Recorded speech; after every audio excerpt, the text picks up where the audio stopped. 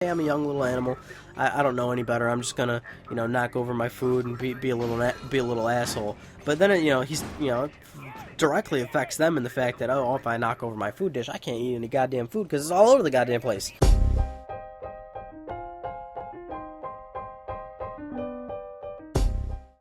Whoa, hey everybody, it's part 5, Sly Cooper, Thieves in Time, Let's Play. It's Wednesday for you, but it's Monday night for me. Or no, it's Sunday. No, it's Monday morning, I guess. Because it's like 4 in the morning when I'm recording these. Get Bentley to the photo opt. Tell you what, I'm going to do that right away. So, obviously, it's part 5. We're doing the new sort of system here. This is when Let's Plays usually, would go up. But, I'll tell you what, man, we got some questions, and obviously I had them before, but I gotta spread them out throughout the episodes, and we'll be answering them in this one. And we're doing some photo opt with Bentley, obviously, since Sly is incapacitated, I guess you would say. We're doing it with Bentley himself. He's finally getting out on the field. Always good to have a little bit of Bentley in our lives. I got caught. I'm kind of running away from him right now, but we're kind of looking for some weak points in this little area so we can, well, take care of business here and break Sly and Tennessee Kid Cooper out of jail. We're going to do that. And I'm going to try and find an appropriate moment to read comments and then answer them. And I'm going to try and do that. I keep getting caught. I'm going to try and do that during a, cutscene kind of. So I'm just going to kind of wait until we get to there. But that's not the right way to go. I got to go over here. Bentley looks like he's moving so fast in that wheelchair, but he's really not. And the weak point is over here, I believe. Oh, look at that. Wow. Great prison you guys got running around here. Wow. And now we're going to switch over to Sly. Actually, since these loading times are so long, I'll jump to a question. Agent White said something. He said, why can't Murray swim? He's a hippo. And that's an excellent point, man. Excellent point. And I'll tell you, there's a later point in the game, actually, where Murray does swim. Well, I mean, he doesn't, you don't swim as him, but, it's a cutscene where his face kind of, emerges from water, so he's clearly swimming. You'll see that later, but, yeah, he's swimming. And it's just well, okay, how come that shit never happened before? But, again, it goes back to, that, video game mentality.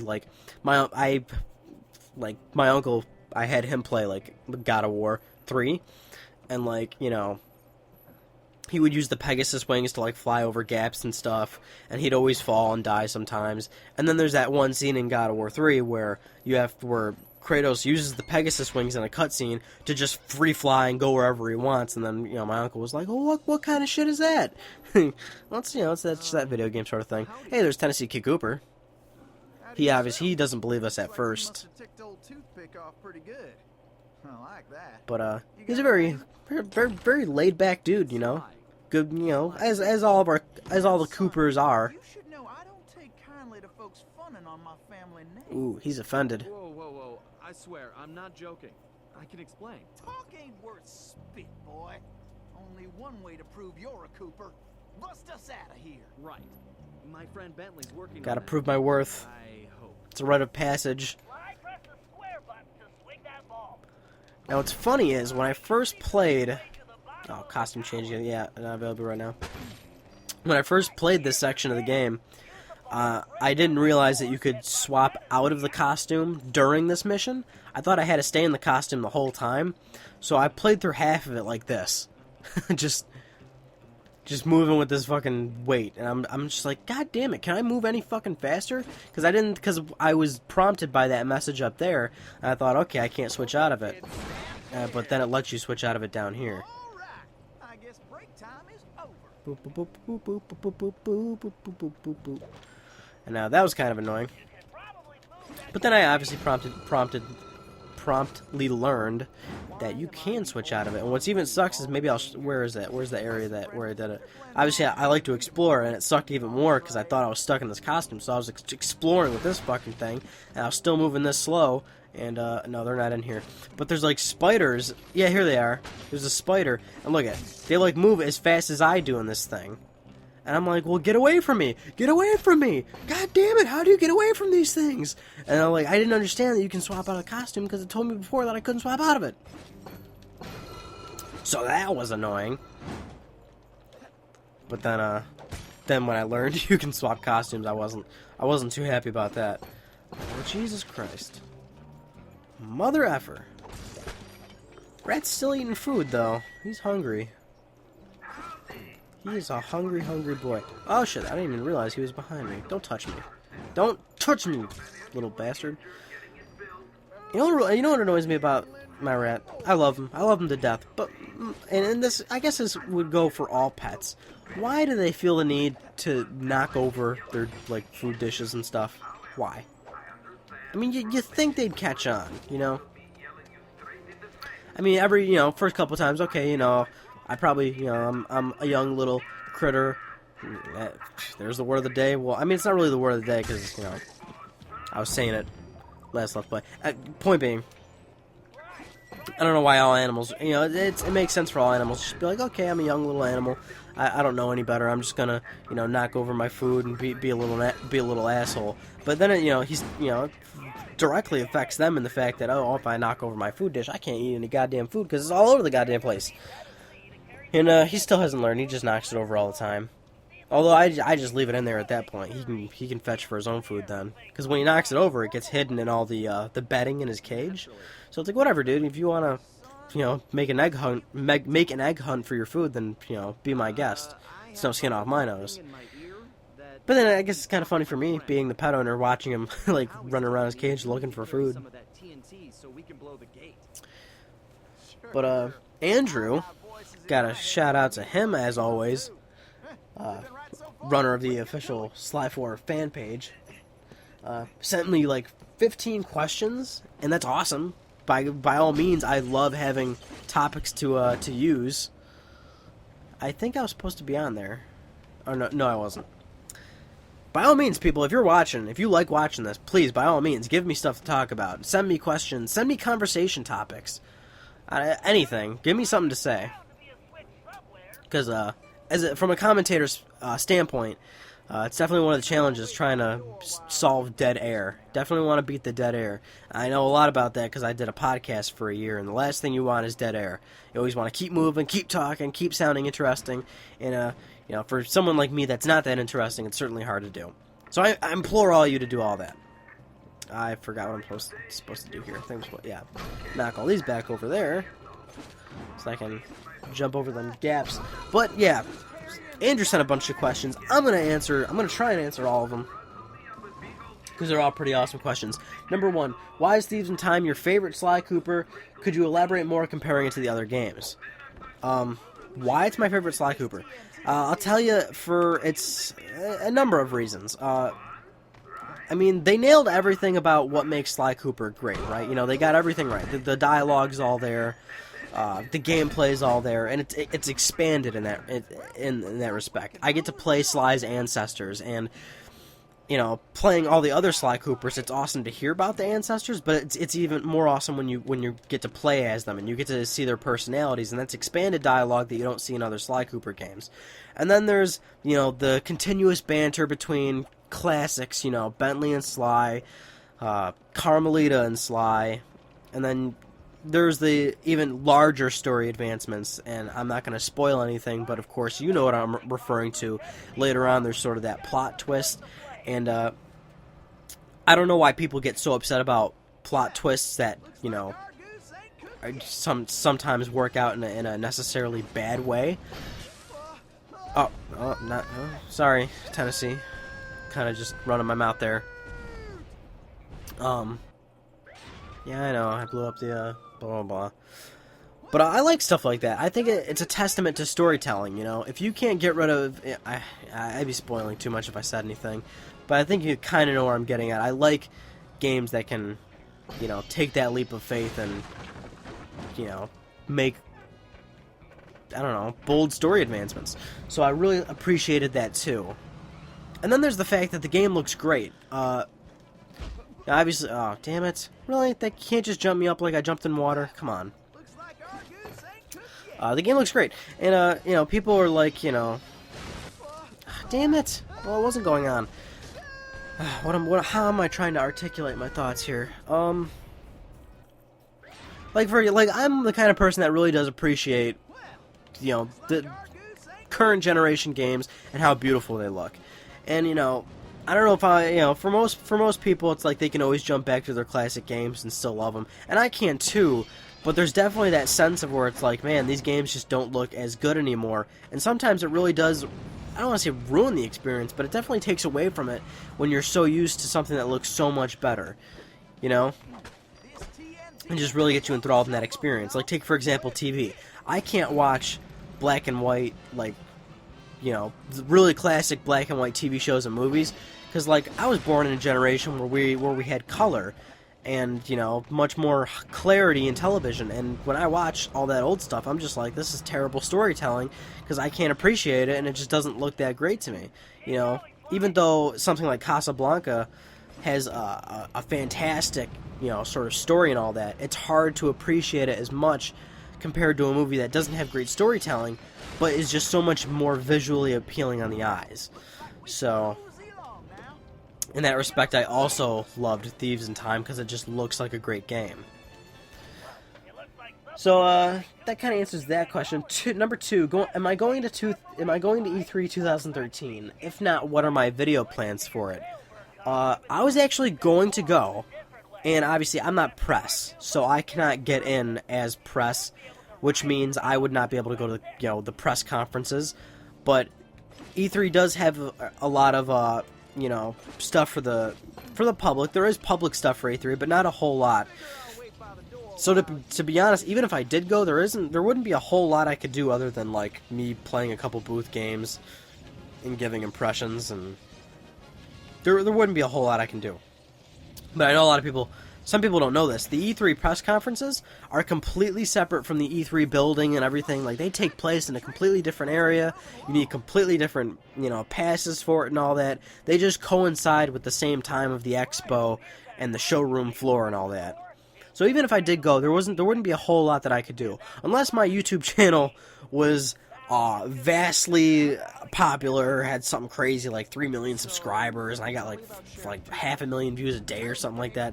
There's no way I'd be able to get press passes. I certainly could not, you know, request a press pass saying, oh yeah, I got, you know, 3,000 YouTube subscribers and all that.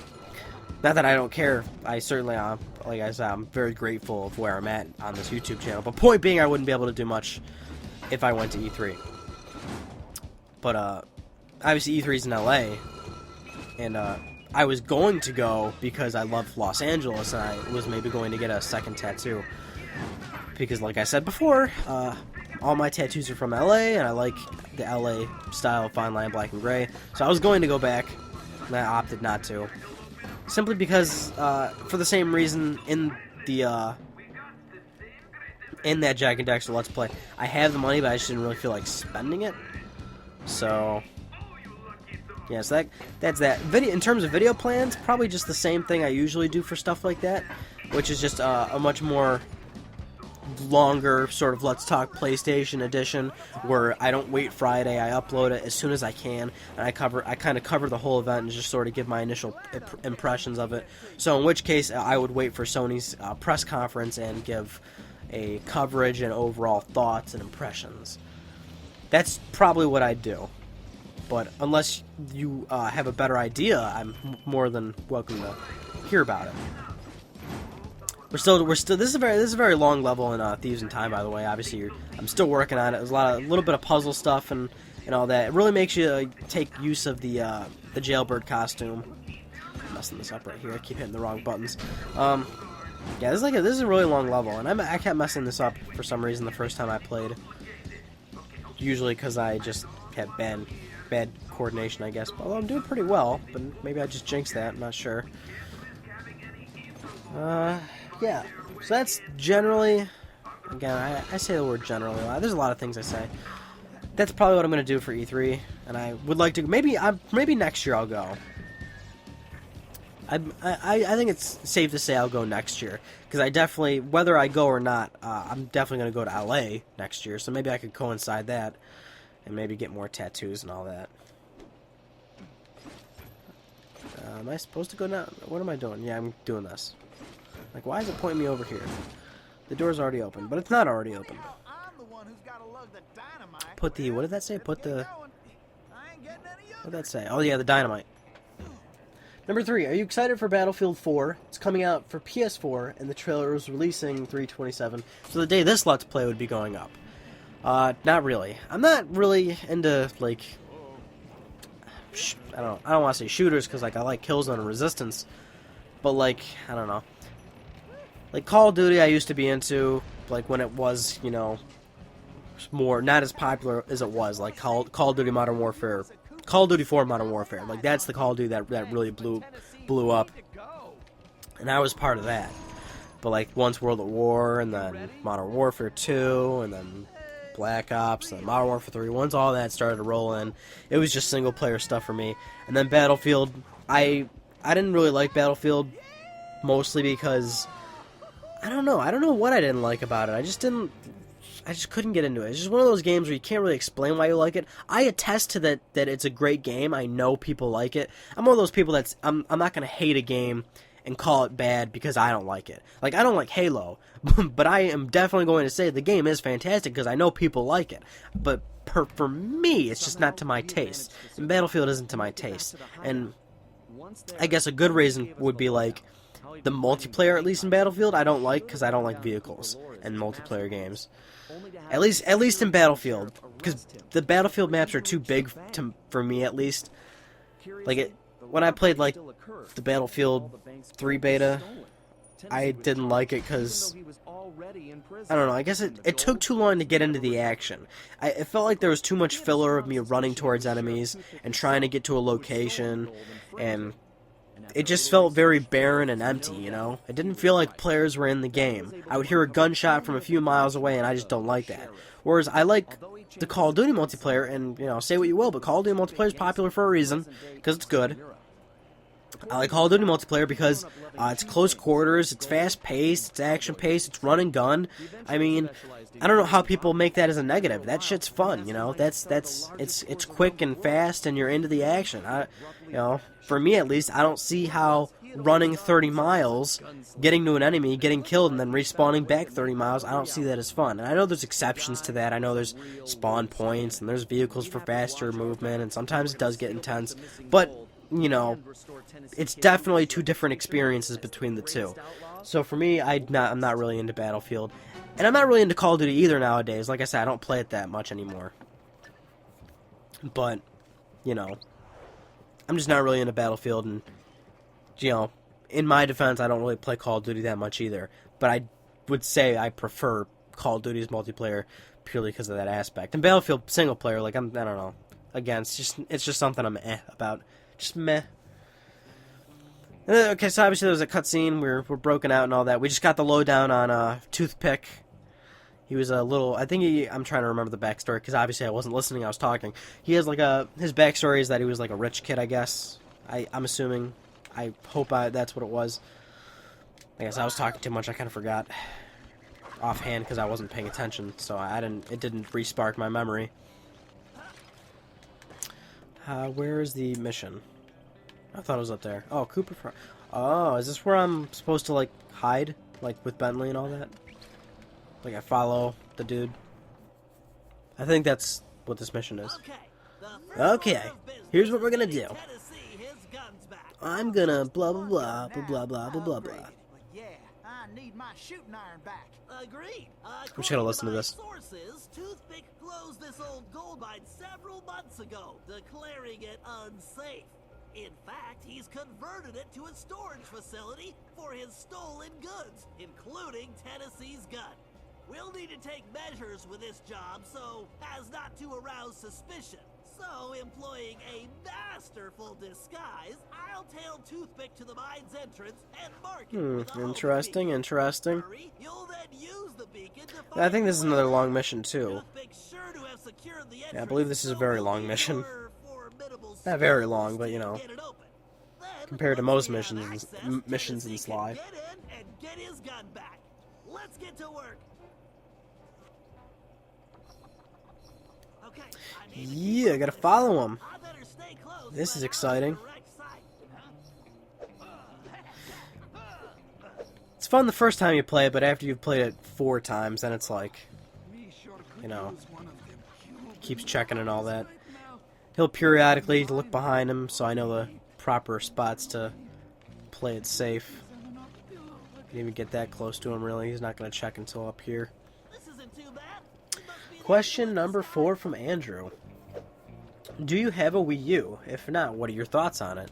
I have explained this before a good amount of times, but I don't mind expanding on it maybe a little bit. I don't have a Wii U, and I'm extremely upset with the Wii U. I don't know. I mean, I don't want to say upset. It's from my standpoint. I've been with Nintendo for a while, and it's been my second place. It's been my second preferred place to play games. Usually, I love Nintendo first party stuff. There hasn't been many third party stuff I've loved for Nintendo, and that's been one of Nintendo's greatest weaknesses is third party stuff. But the reason why they've always had something to fall back on is their first party stuff. But for Wii U, from the get go, I did not like it at all. The idea of what it was going for and all that, and I still am very much unimpressed with the system in general. As you can see, there's very weak third party support. In fact, there's just nothing but bad news for that system. I guess you could say it's I don't want to say it's well, it's somewhat in the same position that Vita's in. It's the sales aren't good, so Vita sales aren't good. But I don't really want to get into that because I do think Vita is in a somewhat different position in terms of sales and all that. But Wii U sales are very dismal right now. They're very bad. That system is not doing well. And I would never count Nintendo out. Never. Because they have those names everybody cares about. Mario, Zelda, Metroid, everything. But I think they really are in some... I really do think they're in some deep shit. Because there's really nothing that's pushing the Wii U right now. That system has nothing going for it. Now, if you look at the GameCube, that's a system that Nintendo... I mean, it had great games. It was a really great system. But compared to, like, the PlayStation 2 and Xbox, it didn't do that great. I mean, it sold well. It sold respectable, but it certainly didn't do outstanding. And with the Wii, they had that, motion control thing. Even though it was underpowered, it was a cheap system, and it looked like it offered, it offered a much different experience from, PS3 and 360, so it had a lot going for it. It had that casual aspect. It just did it. 90 million Wii U's, I'm telling you right now, oh shit, sorry Bentley. All those Wii's, were being sold to families, children, grandparents. People ate that shit up, gamers just didn't play the Wii. They didn't. They played the first party stuff, and then the rare third party stuff like Zack and Wiki and all that, and then they stopped playing it for the most part. A lot of PS3 360 gamers were like, yeah, I owned a Wii for a month, they didn't play it, but that's just the simple truth of it. It sold well because it sold to the casual market. And the problem Wii U faces is that it doesn't have that appeal anymore. The casual market is not going to care about the gamepad. Obviously that shows because people would have bought it by now. So I really do think they're in a little bit of trouble right now because they got to sell that thing to gamers. It's kind of in the same position that the GameCube was in, where it didn't have any casual market appeal. It only had like gamer appeal, I guess you could say. It's always gonna have Nintendo's always gonna have casual appeal because again they do have those names. But that's why Wii U sold gangbusters because it had that insane casual appeal of the remote thing and all that. You know what I'm getting at. But mostly right now, I think they're in a very dangerous spot right now. They're not doing too great. I'd never count them out, because they are Nintendo. And maybe I'd get a Wii U, but as of right now, I'm probably not going to get one until they really start to get something that I care about, you know. I mean, I would love to play like New Super Mario Brothers U, and I don't know. And like, you know, this goes into my mentality of, I think it's all right to have a preferred place to play video games. Like, not necessarily be a fanboy. I'm not saying it's all right to be a fanboy, but it's certainly all right to own one console. You know, people just don't have time. People don't have the time and money to invest in multiple consoles and multiple games and all that. I don't like it when people say you're not a true gamer if you don't own all systems, because that's straight up bullshit. You know what I'm saying? It's complete bullshit. As long as someone is passionate about video games and plays video games, they're a true gamer. That's how I see it. I mean, it's just the truth that some people do not have time and money to invest in multiple systems, which is why it's okay to have a preferred place to play video games. I'm fortunate to have multiple systems in this current generation. Like, I have a Wii 360 and PS3. I'm fortunate to have all of them. But the simple truth of it is, I'm not fortunate. I don't have the time to play all of them. I'm fortunate to own all of them, but I'm not fortunate to have the time to play all of them, which is why PlayStation has been my preferred place for the past 15 years. I never really had the time to play everything. And when it comes to like preferred play, when I say preferred place, that means like where you buy your multi-platform stuff. Because honestly, if there's an exclusive game, you have to play it on that system, you know? There's nothing you can do about it. If it's exclusive, you have to play on it. But when you say preferred, that means that's where you buy your multi-platform stuff. And since I'm mostly into PlayStation exclusives, oh wait, maybe I shouldn't get that just yet. Since I'm mostly into PlayStation exclusives, my preferred place would be here, because that's where I buy multi-platform stuff, and that's where I'm used to the PlayStation controller, and that's where all my friends are. So that's why it's my preferred place. But no matter what, if I gotta play an exclusive, I gotta get that system, and I gotta get that game. But it's all right to own one system. You know, some kids just can't afford everything, and that's fine. They're still true gamers. They're still true gamers. They're still in it for what we're all in it for, and that's entertainment, fun, and whatever else you like about video games, whether it be a deep story or whether it be a competitive multiplayer. You know. So yeah. That kind of hope that somewhat answers your Wii U question. You know, I'm kind of iffy about it. Not sure just yet. More stuff has to come out on it for me to get it. But even if, and going back to what I was saying, even if there is stuff that comes out for it, I just don't know if I have the time to play it really, or the space. Man, I have like no space. You guys see my room and Let's Talk PlayStation. I just don't have any room at all. But I'll tell you what, after this cutscene, this is it, buddy. I'll tell you what, man, you're gonna have to wait till Friday. And that's cool, because, like, Friday is now going to have 2 videos for you guys. What a treat that is, you know what I'm saying? What a treat that is. Whoa, Let's Talk PlayStation and a Let's Play on Friday? Whoa, hold the phone. Don't answer it just yet. They can wait a few more minutes. You know, they can hold on, you know. Just gonna wait for this long little loading time right here. Sly Mask pulsating right now. It's got a beating heart. It's ready to go. It's like, oh my god, I can't wait till Friday. I can't wait till Friday. I can't wait till Friday. I can't wait till Friday. But you're gonna have to. That's the sad part about it, Sly Mask. That's the unfortunate reality of life itself. Oh, Tennessee Cooper. There's his cane.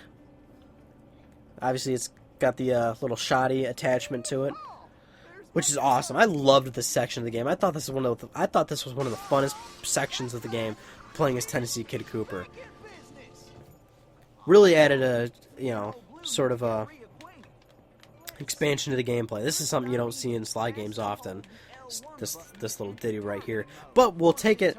We'll leave where we'll left off. Start. I'm not good with words. I'm Ryan, but I can thank you for playing with me, and I'll see you Friday.